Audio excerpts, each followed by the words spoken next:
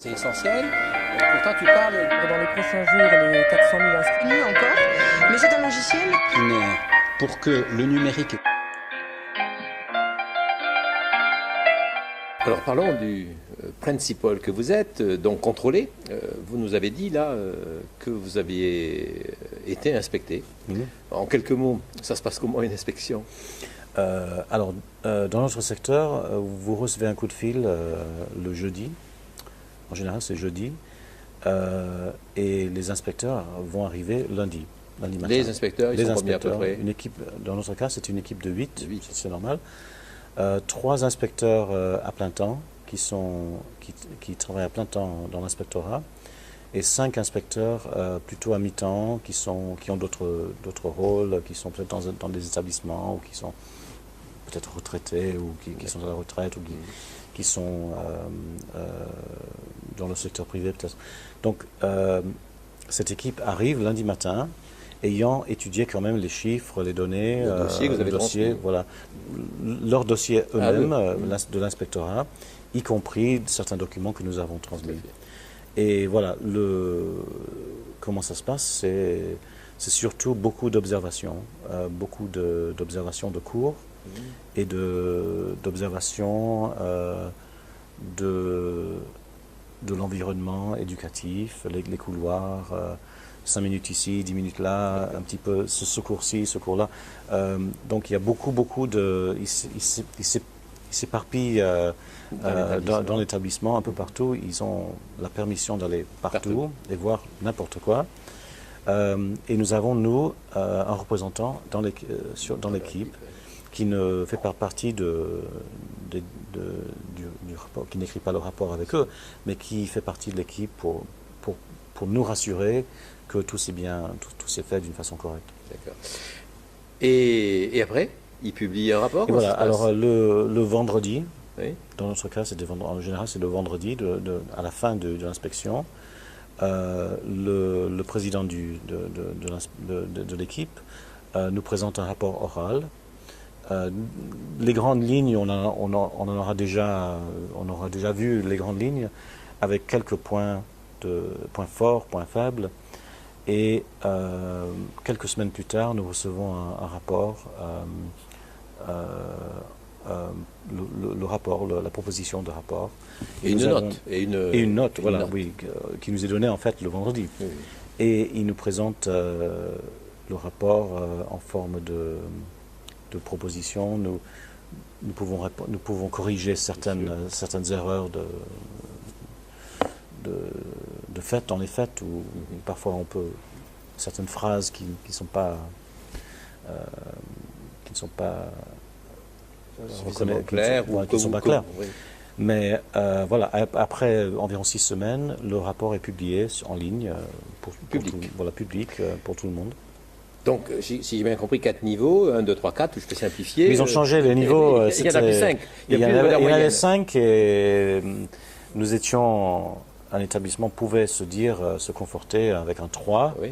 La note sur 5, c'était pas mal, c'était passable, c'était raisonnable, c'était satisfaisant, quoi.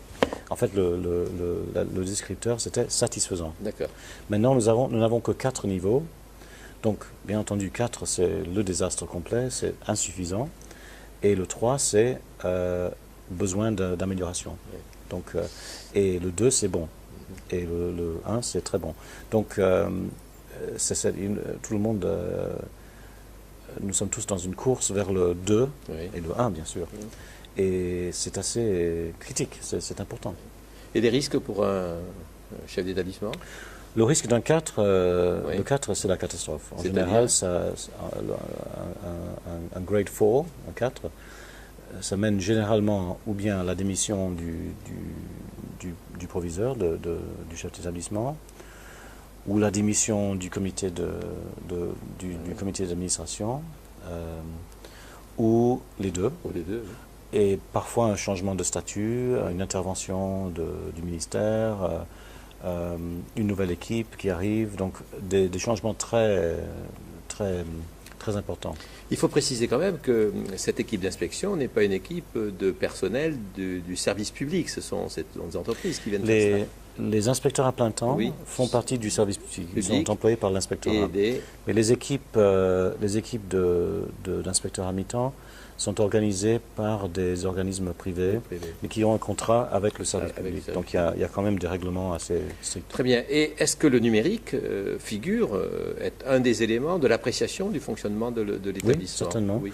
Mais l'accent est absolument sur l'impact de l'enseignement. Donc ils veulent voir que les jeunes apprennent, que les jeunes sont en train d'acquérir des connaissances et des compétences.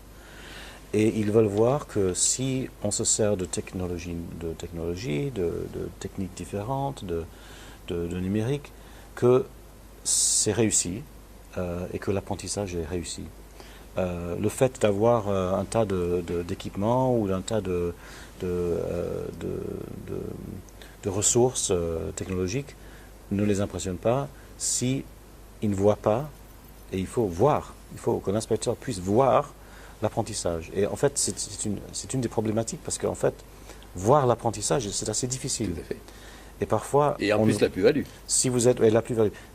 Si vous observez un cours pour 40 minutes, est-ce que vous allez toujours voir le réussi de l'apprentissage qui se passe?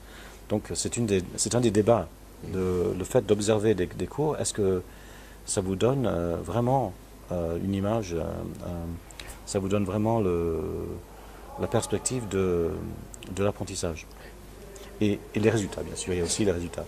Je reviens là sur un point, l'horaire moyen des élèves par semaine d'enseignement en face à face pédagogique avec les enseignants. Chez nous, de 17, entre 15 et 18 heures, 19 heures. Beaucoup moins qu'en France. Oui, beaucoup moins qu'en France. Il est très rare qu'un de nos étudiants ait plus de 20 heures de cours. Alors, bon, vous êtes en France, vous parlez très bien semaine. français, là, vous venez dans le cadre de ce colloque international. Quel regard vous portez comparativement entre ce qui se fait en France, du moins dans l'appréhension que vous en avez, et ce que vous vivez, vous, dans votre établissement et en Grande-Bretagne? Il y a du bon, il y a du mauvais dans les deux systèmes, mais ce que j'apprécie en France, d'abord, c'est cette passion que les gens ont pour l'éducation nationale. Il ne faut jamais, que les Français ne perdent jamais cette confiance et cette passion pour l'éducation nationale. Nous avons un système qui est pour tous. Et que ce soit un peu bureaucratique, un peu difficile à gérer, que nous ayons des débats sur l'avenir de l'école, le numérique, les programmes scolaires, exactement le socle commun, toutes ces choses se font dans un débat national. Et en Angleterre, ce n'est pas comme ça. Nous avons vraiment un débat. Il y a un débat national, mais une décentralisation complète et une marchandisation complète du système. Donc le vécu des élèves et de leurs parents, c'est mon école, mon lycée, mon collège du quartier, ça marche pas, c'est bien, c'est pas bien. Et ça a très peu de rapport avec la politique nationale. La vision globale. Et la vision globale. Donc la vision globale, en fait, c'est un marché. Il y a des collèges, des lycées, des écoles réussies, ils réussiront. Et ceux qui ne réussissent pas, on les changera de statut, on interviendra, ou ils fermeront. Donc il n'y a pas vraiment une politique de développement éducatif, à mon avis. Donc ça, c'est un gros avantage du système français. Et j'aime aussi le fait que les inspecteurs français suivent les établissements, suivent les chefs d'établissement. Il y a quand même un rôle de soutien et de développement. Chez nous, nous avons un vide. Où il y a l'inspectorat français, nous avons un vide. Et nous créons des organismes, nous créons des réseaux de collaboration, etc. Mon secteur, comme je vous ai dit, nous sommes 93 dans toute l'Angleterre. Nous le soutenons beaucoup, nous avons un réseau de soutien. Les enseignants s'aident entre eux dans les lycées différents. Mais ce n'est pas la même chose qu'un système national, un plan national, une démarche nationale, un élan national pour certaines priorités. Donc ça, c'est la grande différence. Et alors, qu'est-ce qu'on pourrait... J'aime bien l'autonomie. Il faut dire, j'aime bien l'autonomie, mais nous avavons trop d'autonomie. Alors justement, qu'est-ce qu'on pourrait un petit peu importer dans de Grande-Bretagne? Qu'est-ce que vous pourriez nous dire? Parce que là, vous avez dit du bien que vous pensiez du service d'éducation nationale. Qu'est-ce qui pourrait nous manquer que vous pourriez...